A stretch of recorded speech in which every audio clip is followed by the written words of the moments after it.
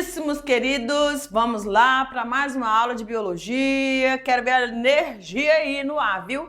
Na aula de hoje, nós vamos falar alguns conceitos muito preciosos quando a gente começa a entender esse universo da citologia, porque parece assim tão abstrato, né?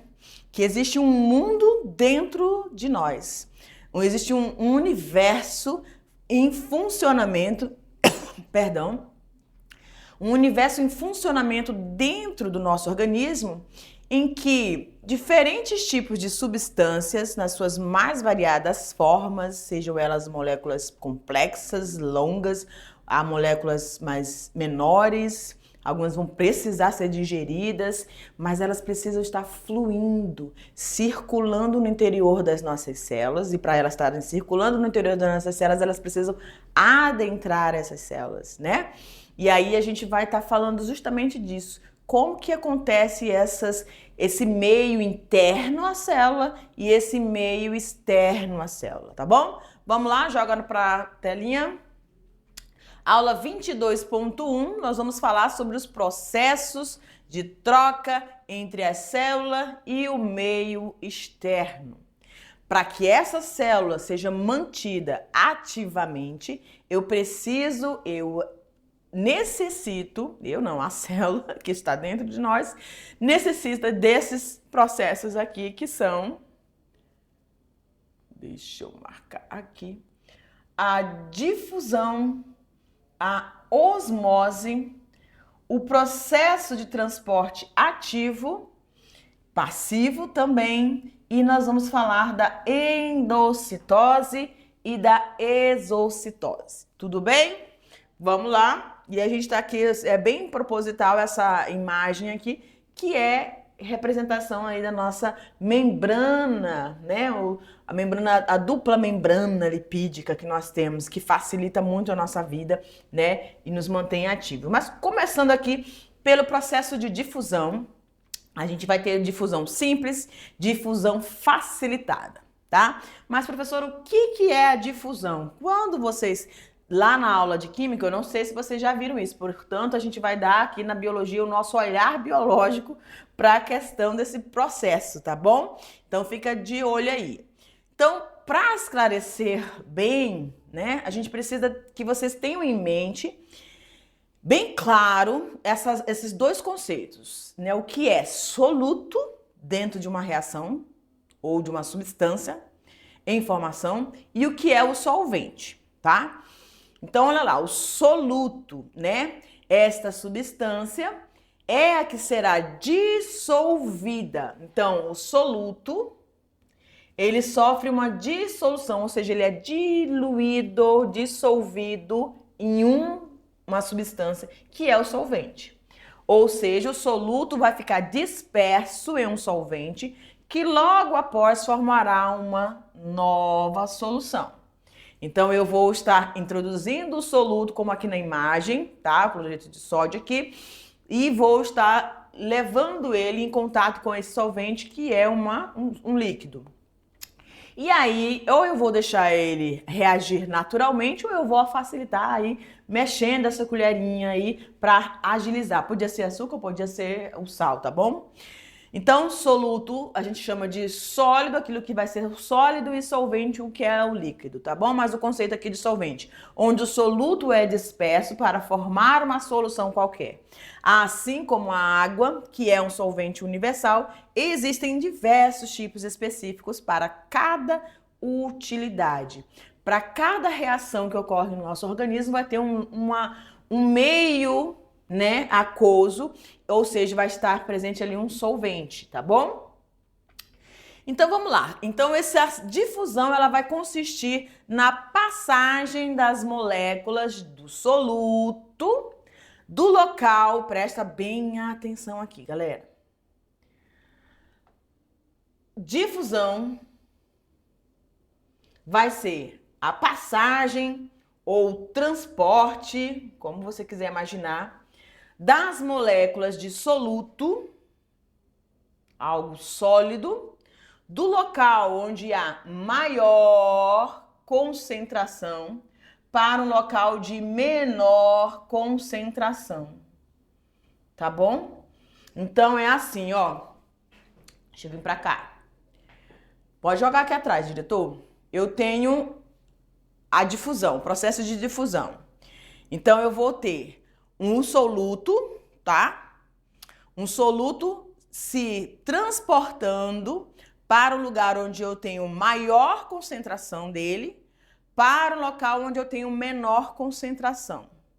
Então, é o movimento desse soluto, o movimento do sólido em questão aqui. Por isso que eu estou enfatizando bem, para quando a gente passar para o próximo, você ter isso em mente. Então, difusão vai ser o transporte ou a passagem do soluto, do que é sólido naquela substância, para de um meio maior concentrado, ou de maior concentração, para um meio de menor concentração. Um exemplo aqui bem cotidiano no nosso caso, né? Aqui para os nossos estudantes da mediação tecnológica, que a maioria mexe com gado. Vamos dizer que você tá ali, acordou e você tá ali com aquele gado, acordou não, já tá um tempo aí do seu dia a dia, e você tá lá com o gado todo disperso no pasto. Aquele monte de gado. Um monte de gado, né? Receba um monte de cabeça de gado na sua propriedade ali. Tá ali, estão ali pastando, estão se alimentando, tá tudo certo. E vai chegar um determinado momento que você vai precisar que eles entrem pro curral. Meio mais concentrado, aí os nossos solutos vão ser as nossas cabecinhas de gado. Eles estão mais ali concentrados e eles vão para o meio que está menos concentrado, que não tem ninguém. No caso aqui não tinha ninguém no curral, tá bom? Ou tem algumas duas cabecinhas ali. E aí eles vão entrar, tá bom? Esse movimento deles para o curral estão caminhando, já fizeram o que eles tinham que fazer no pasto, estão caminhando tranquilamente, tá? Difusão, soluto vindo pro meio do meio mais concentrado para o meio menos concentrado. Tranquilamente. Tudo bem? Então, você tem que prestar atenção porque dentro das nossas unidades celulares, nós vamos ter esses movimentos que não vão ter gasto de energia nenhum para a célula. Esse é um exemplo de fusão simples e de fusão facilitada, porque a gente pode ter membranas facilitando ainda mais esse percurso, ou seja, para chegar no curral, vamos dizer que você tenha lá a área do pasto e você tem uma ponte, aí eles vão ter que passar, então vou facilitar, porque eles não teriam como ficar saltando, né? Então, pode ter algumas membranas aí que também vão estar facilitando, tudo passivamente, sem gasto de energia. Tudo bem? Então, vamos seguindo lá. Pode aumentar, diretor. Consiste, então, aqui ó, o processo de transporte passivo. Consiste na passagem das moléculas do soluto do local de maior concentração para o local de menor concentração até estabelecer um equilíbrio, tá bom? Até estabelecer um equilíbrio. Ficou uma concentração mais homogênea, aí a reação já está, a substância já está ok. Tá? A reação que deveria acontecer já ocorreu. Então, é um processo lento, tá? Esse processo passivo de difusão é um processo lento, exceto quando o gradiente de concentração for muito elevado ou as distâncias percorridas forem mais curtas, tá bom? Então, ela pode ser mais demorada ou um pouco mais rápida, dependendo da sua concentração, se está em muita quantidade de soluto, e aí eles vão se dispersando rapidamente, vão sendo diluídos, eles se misturando com aquele meio aquoso, tá? E aí, se for o período, a distância for menor, realmente isso vai acontecer de forma mais acelerada para surgir aqui essa substância mais homogênea, né? Ou seja, o soluto e o solvente na mesma concentração, tudo bem? A passagem de substâncias através da membrana, ela se dá em resposta ao gradiente de concentração. Então, vai ter sempre que ter essa diferença de concentração no meio interno, no meio externo, no meio mais concentrado para o menos concentrado. E através dessas concentrações é que esses solutos se movem de forma mais rápida ou mais lenta, dependendo aí dessa quantidade, tá bom? E da distância que vai ser percorrida para essa mistura ou esse soluto e esse solvente se encontrarem, tudo bem? Na membrana celular, há uma molécula transportadora chamada de permease. Olha a ponte lá que eu falei para vocês no passo, né? Essa membrana, essa proteína aqui, essa permease, ela facilita. Então aqui a gente tem aqui, ó, as partículazinhas vermelhinhas, bolinhas amarelinhas, tá bom? Que estão sendo capturadas por essa permease, elas entram, depois elas do meio externo, são capturadas pela permease e são lançadas para o meio interno. Você tá conseguindo observar aqui, né? E aí o que é o detalhe, gente? Lá, aqui no meio externo, tem mais bolinhas amarelas. Tem mais dessa substância no meio externo, tá bom? No meio, partículas sólidas ali. E aí agora eles vão para o meio de maior concentração, para o meio de menor concentração. E de forma facilitada aqui. Por isso que chamam de processo de difusão facilitada, por causa da permease, tá bom? Quando todas as permeases estão sendo utilizadas, a velocidade não pode aumentar, tá bom? Como alguns solutos diferentes podem competir pela mesma permease, aqui vamos dizer, eu tenho bolinhas amarelas, podiam ter aí bolinhas verdes, tá bom? Então essas substâncias, esses solutos, tá? Essas partículas sólidas, elas podem competir qual que vai passar primeiro pela permease. Então a presença ou seja, a bolinha amarela ou a bolinha verde, poderia dificultar a passagem desse outro, tá bom?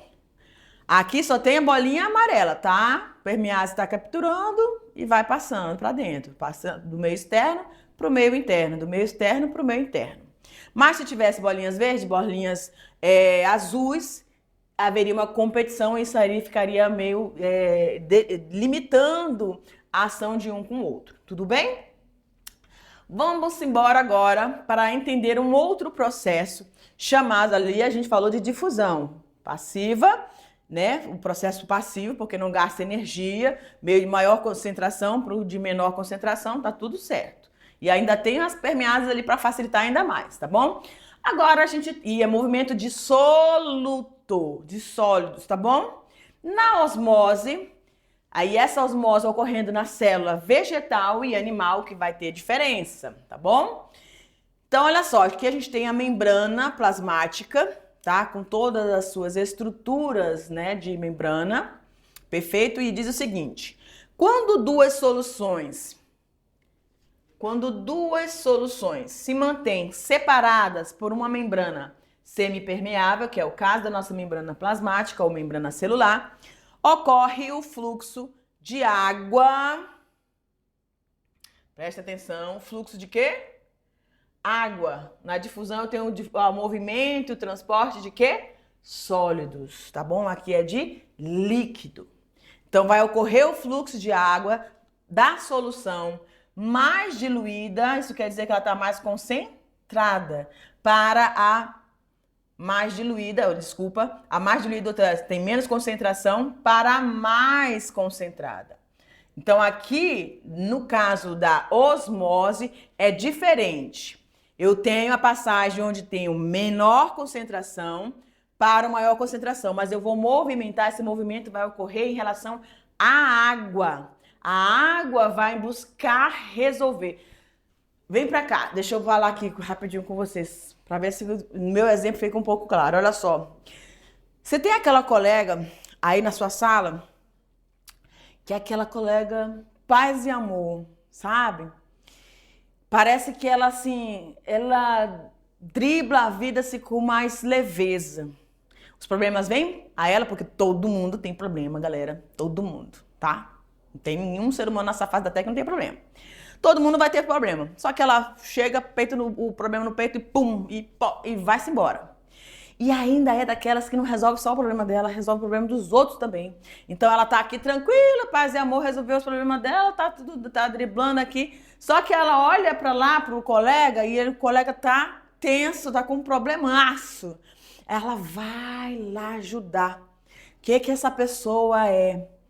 Aqui na nossa questão, a gente está falando de osmose, movimento da água, movimento de solvente. Então ela vai lá, porque lá está mais concentrada, está mais pesada, ela vai dar uma refrescada na mente daquele que está ali com a mente apurada. Estão entendendo? Espero que tenha ficado claro, porque é esse movimento do solvente do meio que está menos concentrado, porque tem muita água aqui, mas tem soluto, tem problema. Lembra? Tem problema. Mas ela vai driblando. Aí ela vai onde está lá mais concentrada, vai auxiliar. Então esse movimento que é chamado de processo de osmose. Importantíssima, gente, para os fluidos dentro das nossas células, ou seja, no interior da membrana e no exterior da membrana. Tudo bem? Pode abrir para mim, diretor?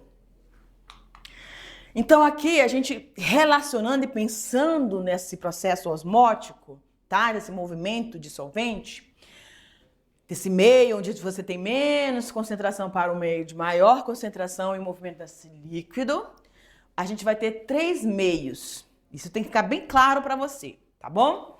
Então eu tenho um meio hipotônico, um meio hipotônico, o próprio nome está dizendo, uma baixa, uma menor, uma redução, tá? Então o meio hipotônico é aquele meio em que você tem uma menor concentração, tá bom? Menor concentração de soluto. E aqui o meio hipertônico. No meio hipertônico, eu tenho uma maior concentração. Vou colocar aqui de canetinha, né? Eu tenho uma maior concentração de soluto, tá bom? E no meio isotônico, professora, o próprio nome já está dizendo, né? O meio isotônico é aquele que vai ter um equilíbrio entre o solvente e o soluto. Vai dar aquela equilibrada. Tudo bem? Não tem o maior e nem menor concentração. Tá tudo equilibrado. Perfeito? E aí, quando a gente fala e pensa nas nossas células, as nossas diferentes células que nós vimos anteriormente, nas aulas anteriores, a gente tem aqui a célula animal que é uma hemácia. Tá bom? O que acontece com as nossas hemácias no interior do nosso corpo, nesses meios? Então, presta bastante atenção aqui nesse exemplo. Aqui eu tenho um meio, primeira imagem aqui, o meio isotônico. Isotônico tá o quê? Equilíbrio. Então, eu tenho perda de água, setinha azul, e entrada de água. A célula tá ali de boa. Então, tanto vai saindo quanto vai entrando no mesmo ritmo, tá bom? Concentração de soluto, solvente, tá tudo equilibrado. Agora, quando eu tenho essa célula no meio hipotônico, quer dizer o quê? Que o meio está com uma menor concentração. O meio está em menor concentração de quê? De soluto, certo? O interior das hemácias, então, está com maior concentração. O que vai acontecer com a água? Porque a gente está falando de osmose, então é o movimento do solvente. Então, essa água vai sair do meio que está menos concentrado para o meio onde está mais concentrado. Lembra lá da amiguinha tentando resolver? Ela vai entrar, a água vai começar a entrar no interior dessa célula em uma quantidade, um volume maior. Por quê? Porque ela quer ajudar, ela quer resolver. Tá muito concentrada aqui dentro. Lá fora tá mais ou menos resolvida a situação. Eu tenho que resolver a parada aqui dentro. Então a água vai no meio hipotônico, ela tende a entrar. Tudo bem? Para ajudar a diluir aquilo ali. E no meio hipertônico é o inverso. Tá bom? O que vai acontecer? O meio vai estar em maior concentração. E a água, o movimento da água vai fazer o quê? Vai tentar resolver a parada agora no meio externo, porque agora o problema está no meio externo. Então ela vai sair de onde tem menos concentração, no interior dessa célula, dessa hemácia, para o meio onde está mais concentrado, que é o meio externo, ok? Então essa água tende a murchar, ou tende a sair, perdão, e a célula sofre, aí ela fica mais murchinha. No caso do hipotônico, o que acontece aqui, ó? Ela vai se encher de água, ela pode romper, tá bom? Isso na célula animal, tá bom? Agora vamos dar uma olhada no que vai acontecer na célula vegetal, porque se a gente tem essas duas, pode ser que tenha diferença. E como você está imaginando, tem alguma diferença, tá bom? Então vamos lá, no meio isotônico, eu já sei que a entrada e a saída de água vai estar aí ali em equilíbrio, porque o soluto está em concentrações que dá para manter aí a célula no seu mesmo estado, tá bom? Agora, quando eu venho para o hipotônico, esse meio, tá, hipotônico, lembrando, meio hipotônico você tem uma menor concentração, tá? No meio externo, o que vai acontecer? A água, ela vai começar a entrar, né? E aí ela vai começar a... O meio está hipotônico. O meio está hipotônico, então a água vai começar a entrar ali, tá bom? E aí ela vai começar a ficar... Essa unidade aqui é o vacúolo. Ela vai começar a encher esse vacúolo, encher de água. E essa diferença de concentração vai fazer com que essa célula ela fique, como a gente chama, no estado de turgescência, tá bom? Turgescência. Então ela vai começar a encher, vai ficar túrgida, durinha. Isso na célula que vai compor esse tecido. E no meio hipertônico, o que vai acontecer? No meio hipertônico eu tenho esse movimento dessa água aí para o meio externo. E o que vai acontecer? Ou seja, aqui ó, a água vai sair numa maior quantidade, eu vou ter uma perda de água. Aqui eu tenho uma entrada maior, então ela vai ficando mais túrgida no meio hipotônico e vai perdendo água no meio hipertônico. Só que o que acontece aqui? No caso da vegetal, da célula vegetal, eu não tenho, nesse caso, o rompimento da célula, porque essa célula tem, além da membrana plasmática, ela tem a parede celular de celulose, tá bom? Então ela vai ficar túrgida, durinha, mas não vai romper como lá nas hemácias. E no meio hipertônico, o que vai acontecer? Essa água vai sair, o citoplasma ele vai perder. Olha o tamanho do vacúolo que ficou aqui, ó. Tá? Vai perder muita água, então o que vai acontecer? Ela vai murchar, o citoplasma vai sofrer uma retração. Só que a parede celular vai continuar intacta, tá bom? Então a gente diz que nesse caso aqui da célula vegetal, a gente tem um fenômeno chamado de desplasmólise, né? Olha lá, diferença de concentração do meio líquido, tá? Em relação à concentração de soluto. Ou seja, a concentração de partículas dentro e fora da célula são iguais no caso da isotonia, tá bom? Quando está em meio isotônico, a parede celular não oferece resistência à entrada de água, flui naturalmente. Perfeito? A diferença de pressão ali ela é nula, então você tem que prestar bastante atenção. A professora aqui está estressada, né? Presta atenção! E no meio hipotônico, prof, olha aqui, ó, quando uma célula vegetal está em meio hipotônico, ela absorve água. Ela está no meio hipotônico, certo? Então ela está mais concentrada, ela precisa absorver essa água para poder ajudar ali nessa concentração de diluição ali. Ao contrário da célula animal, e ela não se rompe, tá? Ao contrário da célula animal, ela não se rompe. A gente está falando da célula vegetal, pois ela é revestida pela parede celular, que é totalmente permeável, mas tem a elasticidade limitada, restringindo o aumento do volume da célula. Então a gente tem aqui ó, o PO, que é a pressão osmótica, e o PT, que é a pressão de turgescência, quando ela vai ficando bem. Olha aqui, ó, essa célula bem túrgida, tá bom? Ou seja, o PO fica igual ao PT, tá bom? Pressão de turgescência. Continuando aqui, assim a entrada de água na célula não depende apenas da diferença de pressão osmótica entre o meio extracelular e o meio intracelular, principalmente a pressão osmótica do suco do vacúolo, o líquido presente no interior desse vacúolo na célula vegetal, tá bom? Depende também da pressão contrária exercida pela parede. Então, a gente tem a pressão desse líquido e a pressão da parede, que esse líquido dentro desse vacúolo vai exercer sobre as paredes da célula vegetal. E isso é que dá o estágio de turgescência, ou resistência da membrana celulósica à entrada de água nessa célula. Tudo bem? E no meio hipertônico, quando a célula está em meio hipertônico, mais concentrado, perde água, tá bom? Ela vai perder.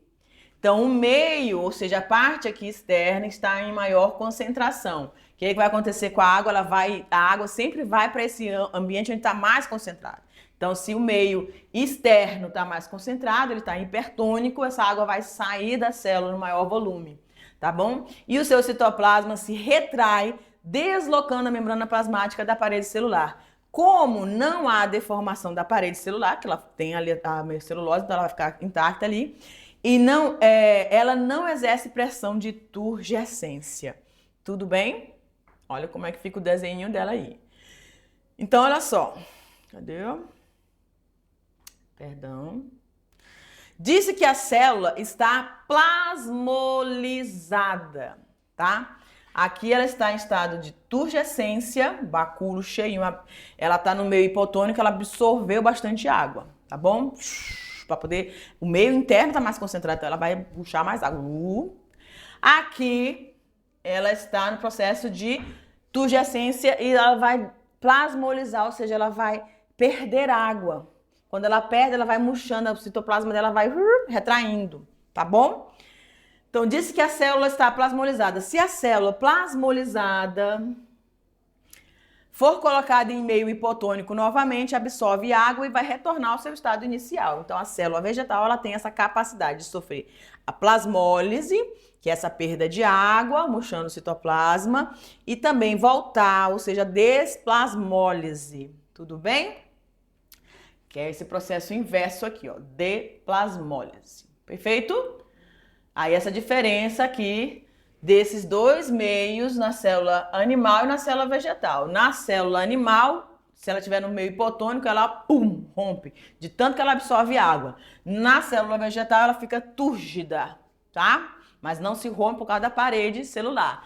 E no meio hipertônico, na célula vegetal vai ocorrer a plasmólise, que é essa perda de água e, consequentemente, essa retração do citoplasma da célula, mas a parede celular vai ficar ali intacta. E a célula animal ela vai murchar, como se fosse um balãozinho. Muito bem, vamos agora passar para o processo de transporte ativo. Como eu mencionei no início da aula, lá na difusão, que eu tenho o processo passivo. Gasta energia? Não. Vai o gadozinho tranquilo, vai passar ali pela ponte, vai passar pelo curral, vai de boa. Tá mais concentrado lá e menos concentrado no ambiente que eles vão entrar. Tudo bem? Aqui já é o contrário. Aqui eu vou ter que ter um movimento contra um gradiente. Você já nadou contra a correnteza? É mais ou menos isso aí. Você faz força ou não faz? Se for a favor da correnteza, você vai, sei lá, você nem precisa fazer nada. Só fica ali boiando que a água vai te levando, né? Mas contra a correnteza, você vai gastar energia, vai dar câimbra, vai dar ruim, né? Então, gasta energia.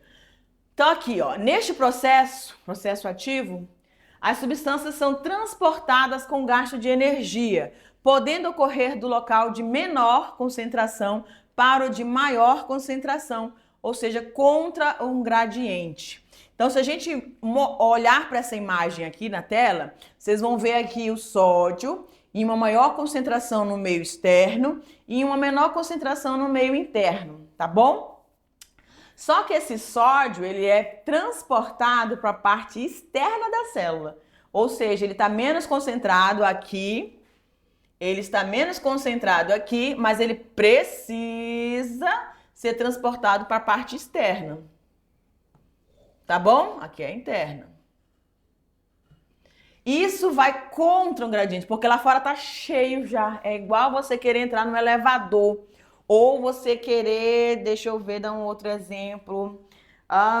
Você que... Ai, meu exemplo. Colocar um monte de menino no mesmo barco. Vai dar ruim. Vai ficar pesado, pode dar problema. Mas às vezes é necessário, né? Vai aquele um monte de gente lá, porque tem uma capacidade, mas às vezes você quer colocar mais gente, tá bom? Então é contra um gradiente de concentração, isso vai gerar força. Por isso tá aqui o nosso ATP, ó, lindo, maravilhoso. vai ocorrer a hidrólise desse ATP, que é a adenosina trifosfato, porque ele tem 3 átomos de fosfato. E o que vai acontecer? Ele vai se transformar de ATP, deixa eu fechar aqui. Ele vai sair de ATP 3 para só 2 fosfato. Então, esse fosfato ele vai ser necessário aqui para ativar essa moléculazinha, essa proteína que está ATPase, né? ATPase, que vai estar aqui na membrana, transportando o sódio e transportando o cálcio também, né? O potássio, desculpa, cálcio, potássio. Tá bom? Vamos seguindo aqui. Esse gradiente pode ser químico ou elétrico, no caso dos íons aqui, e esse transporte ativo age como uma porta giratória.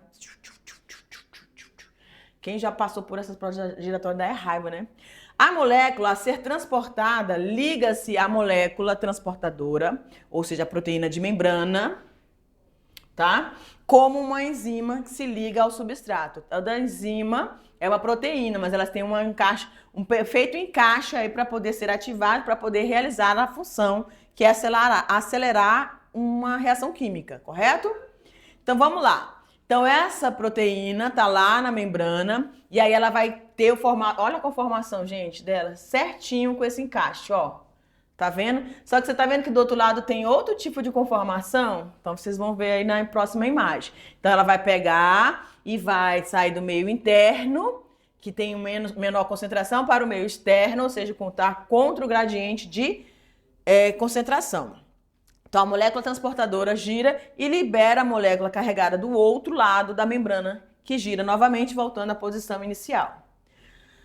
Aí aqui é o que a gente chama de bomba de sódio e potássio, tá? Que essa diferença de concentração de carga positiva e carga negativa aqui vai estar acontecendo, ou dessas cargas, né? Ambos são positivas, né? Sódio e potássio. Mas essa diferença de concentração desses dois íons, eles são importantes para essa ativação dessa proteína de membrana e para essa concentração aí propriamente dita, o equilíbrio osmótico também, que vai regular isso aqui também, tá bom?